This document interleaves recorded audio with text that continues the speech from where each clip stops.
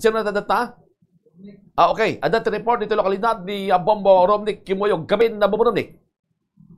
Nagtiliw ti may sa delivery boy, iti barangay Puro, dito siyudad si San Fernando. Day tiket kalpasan, iti balaygi anay sayang kata drug bypass operation.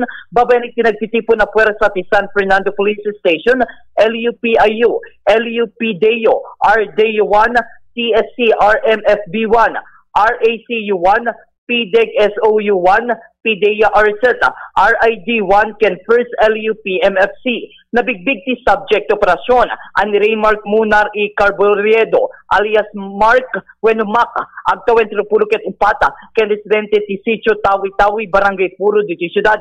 Basar karita otoridad na restar ti suspect kalpasan ang naglako rito iti may sa plastic sachet ang naglaon ti may grupo asyobu iti may sa pulis ang nagpamarang a pusher buyer.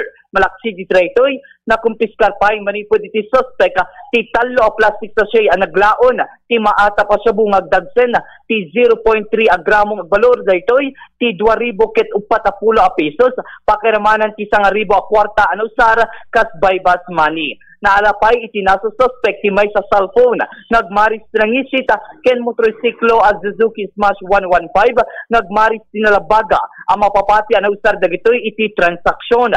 Manigiti retoy iti panang investigar dagito otoridad ket may ibilang a regional high value individual ti suspect ken miyembro daytoy ti Alamangco Drug Group. Kabayatan na, nagkidkidmet amang TED itanyaman na reaksyon when komento ti suspect pakateknan itinaysay ang kat a drug bypass operation. Itagdama, ketman na rimaan pa ilaing tipan na kay proseso nagiti dokumento ang may pila kontra iti suspect.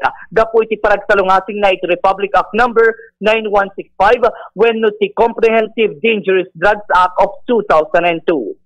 Damag, maripod iti San Fernando Police Station, Bombo Romnick Kimoyog para sa Pambansang Radyo ng Pilipinas, kinakonsist at number 1, dito La Union. Basta Radyo, Bombo. Maraming salamat sa Bombo Romnick Kimoyog, tinatang report dito San Fernando City Police Station.